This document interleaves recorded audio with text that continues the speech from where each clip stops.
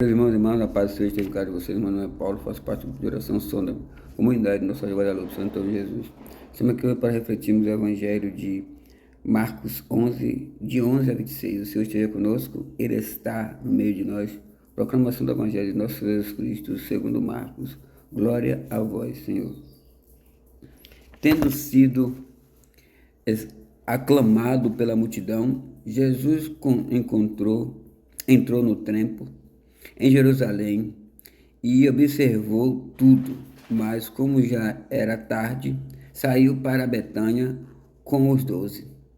No dia seguinte, quando saía de Betânia, Jesus teve fome. De longe ele viu uma figueira coberta de folhas e foi até lá ver e encontrava alguns frutos. Quando chegou perto, encontrou somente folhas, pois não era tempo de figo. Então Jesus disse à figueira, que ninguém mais coma de teus frutos. E os discípulos escutaram aquilo e disse, chegaram a Jerusalém. E ele disse, chegaram a Jerusalém, Jesus entrou no templo e começou a expulsar os vendilhões e os que acompanhavam no templo. Derrubou a mesa dos cambistas, a cadeira dos vendedores de pombas. Ele não deixou ninguém carregar nada através do templo. Ensinava o povo dizendo, não está escrito, minha casa será chamada casa de oração para todos os povos. No entanto, vós fizeste dela uma toca de ladrões. Sumo sacerdote e os mestres da lei ouviram isso e começaram a procurar uma maneira de matar, mas tinham medo de Jesus, porque a multidão estava maravilhada com os ensinamentos dele. Ao atardecer, Jesus e seus discípulos saíram da cidade. Na manhã seguinte, quando passavam Jesus e os discípulos, viram a figueira tinha secado até a raiz. Pedro lembrou-se do que Jesus tinha dito. Olha, mestre, a figueira que amaldiçoou secou. Jesus lhe disse, tenha fé em Deus. Em verdade vos digo, se alguém disser a esta montanha, levanta-te e atira-te ao mar, e não duvidar do seu coração, mas acreditar que isso vai acontecer, isso acontecerá. Por isso vos digo, tudo que pedires em oração, acreditai que já recebeste, e assim será.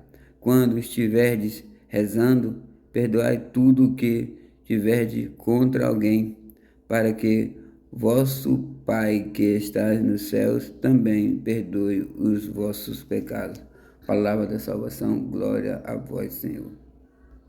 Veja, meus queridos irmãos, a palavra que o Senhor hoje nos traz sobre Jesus falando da figueira, falando do zelo dele pelo templo. E a gente percebe, né, que às vezes as pessoas ficam até estarrecidas com essa palavra, porque ele diz que Jesus foi até a figueira, não era tempo dela dar fruto, mas ela estava lá toda bonita, né, com as folhas, tudo bonitinho, mas não era tempo de dar frutos. E o Senhor ali amaldiçoou aquela figueira, e a figueira, quando eles retornam, vê que a figueira está seca.